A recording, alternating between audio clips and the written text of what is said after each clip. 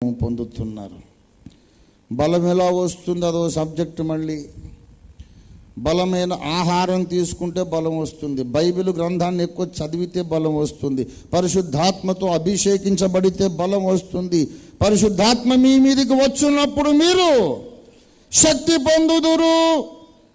దానికి అర్థం ఏంటో తెలుసా? పరిశుద్ధాత్మ మీ మీదకి రానప్పుడు మీరు శక్తి పొందరు. బాగా థియాలజీ నేర్చుకోవచ్చు, వేదాంత పండితులు కావచ్చు, అన్ని భాషల్లోనూ థియాలజికల్ డిగ్రీలు సంపాదించవచ్చు. వేదాంత పరిజ్ఞానము ద్వారా నీకు బలము రాదు. తల మీద పరిశుద్ధాత్మ తైలం పోయబడితే నీకు బలం వస్తుంది. దేవునికి స్తోత్రం కలుగును గాక. హల్లెలూయా. అందుకే సైతానుకు క్రైస్తవులు అభిషిక్తులు కావడం ఇష్టం లేదు. సంఘాల్లో దూరాడు, పరిశుద్ధాత్మకు విరోధంగా బోధలు పుట్టించాడు.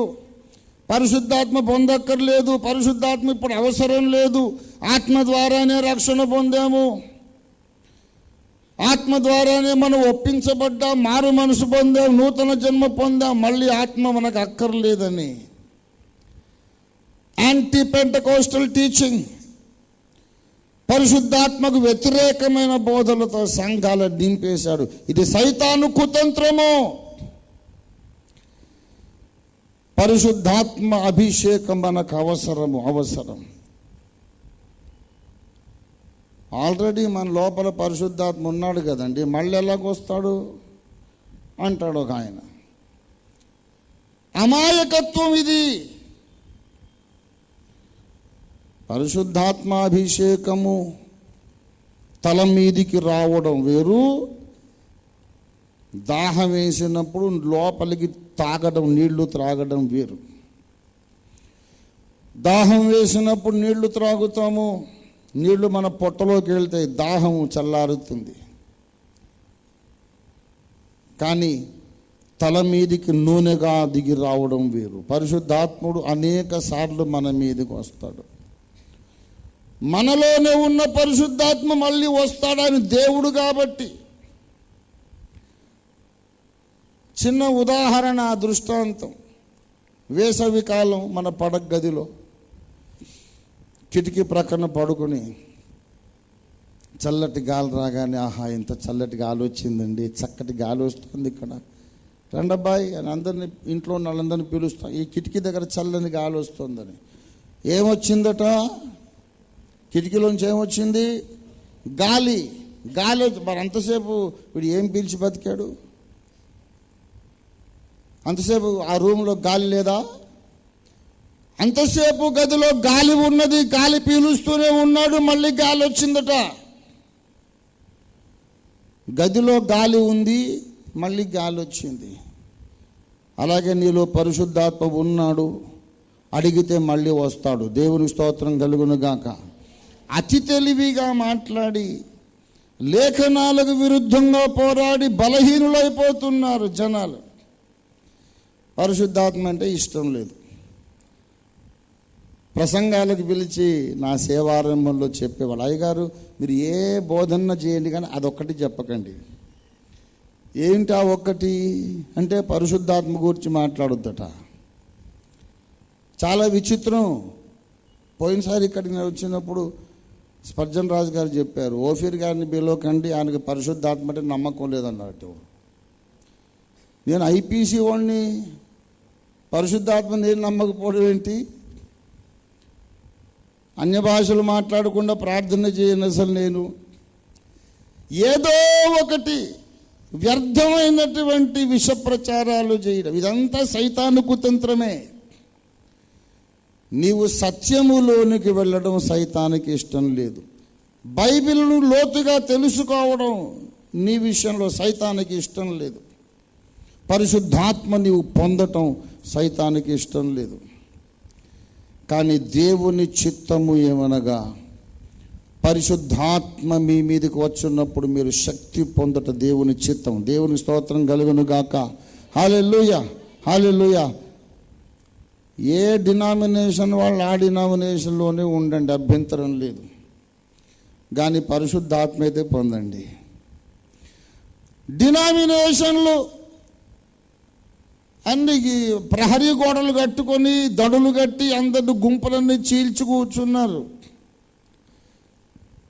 బాతులు పెంచుకునే వాళ్ళని చూశారు మీరు ఎప్పుడైనా?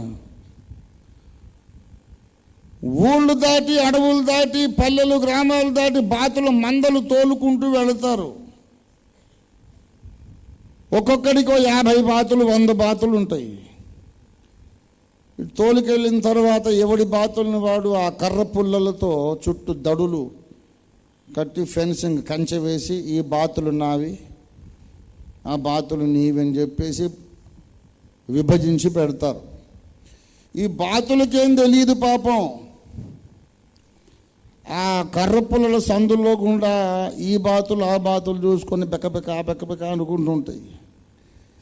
నువ్వు నేను ఒకటే కదా, అనవసరంగా వీళ్ళు మనల్ని ఇట్లా విడదీశారని. ఇవి నా బాతులు, అవి నీ బాతులు అని వీళ్ళు యజమానులు ఉంటారు కదా. ఇప్పుడు క్రీస్తు సంఘం అలా తయారైంది. అందరం బాతులమే, కానీ ఇది బ్యాప్టిస్ట్ బాతులు, పెంతకోస్తు బాతులు, హెబ్రోను బాతులు, బ్రదరన్ బాతులు, లూథరన్ బాతులు, ఆ బాతులు ఈ బాతులు, అందరూ బాతులే బాబు. కలుసుకోవడానికి అవకాశం లేదు. అమ్మో మీరు వేరు మేము వేరు. ఎంతసేపు విభజిస్తారండి? ఒక కాలం వస్తుంది, వర్షాకాలం వచ్చేసింది అనుకోండి, వర్షం బాగా కురిస్తే కుంభవర్షం, ఈ బాతులు ఉన్నటువంటి అనేక డినామినేషన్ల ఈ మందల ఈ ప్రదేశం అంతా చెరువైపోతుంది. చెరువైన తర్వాత ఈ పుల్లలు మునిగిపోతాయి, బాతులన్నీ నీళ్ల మీద తేలుతాయి, మొత్తం ఏకమంద అయిపోతుంది. పరిశుద్ధాత్మ కడవరి వర్షం కురిసినప్పుడు అన్ని సంఘాల బాతులు యేసయ్య బాతులు అయిపోతాయి. దేవునికి స్తోత్రం కలుగును గాక. హల్లెలూయా, హల్లెలూయా. ప్రభునందు ప్రియులారా, అతి త్వరలోనే పరిశుద్ధాత్మ కడవరి వర్షాన్ని దేవుడు పంపించబోతున్నాడు. కడవరి వర్షం వచ్చినప్పుడు బాప్టిస్టు, లూథరను, బ్రదరను ఏ సంఘం వాళ్ళు ఆ సంఘంలోనే అన్య భాషలు మాట్లాడతారు తప్పకుండా. దేవునికి స్తోత్రం కలుగును గాక. హల్లెలూయా, హల్లెలూయా. అభిషేకించబడినటువంటి సంఘ కన్యక కొరకే యేసు రెండవసారి వస్తున్నాడు. దేవునికి స్తోత్రం కలుగును గాక. హల్లెలూయా. నీ వలన బలమునందు మనుషులు ధన్యులు, పరిశుద్ధాత్మ అభిషేకము వలన శక్తి పొందిన వారు ధన్యులు. వాళ్ళలో ఒక్కడు కూడా ఇక్కడ విడవబడడు. కడబోరు ధ్వనించినప్పుడు పరిశుద్ధాత్మ శక్తి చేత యాత్ర చేసిన వాళ్ళందరూ సియోనులో దేవుని సన్నిధిలో కనబడతారు.